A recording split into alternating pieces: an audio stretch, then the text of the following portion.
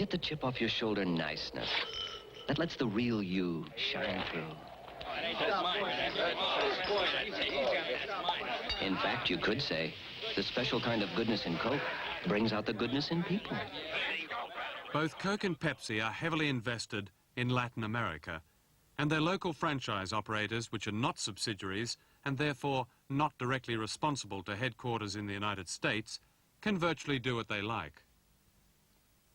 The franchise operator in Guatemala in the 70s was John C. Trotter, a Texan who believed that godless communism had infiltrated everywhere, except the Coca-Cola Company.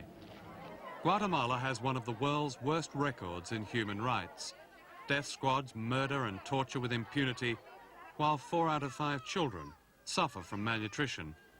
Trotter paid his Coca-Cola workers less than $2 a day, and when they began to unionize, 3 union officials were murdered and 2 union lawyers were kidnapped.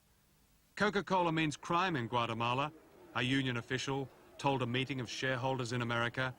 He asked the company to intervene and to stop the bloodshed, to which Coca-Cola's management replied that such an intrusion into the affairs of an independent bottler would be improper.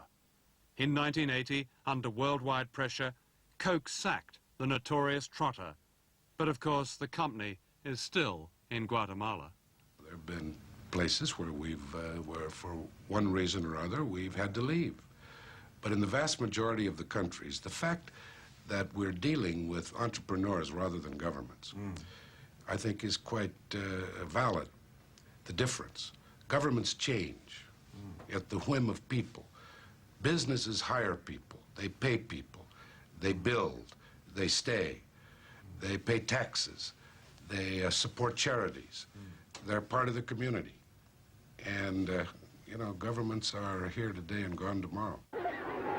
The Chilean government of Salvador Allende was here today and gone tomorrow, thanks to a CIA operation. The Pepsi-Cola bottler in Chile was Augustin Edwards, publisher of the El Mercurio newspaper, which according to a Senate report became a CIA front.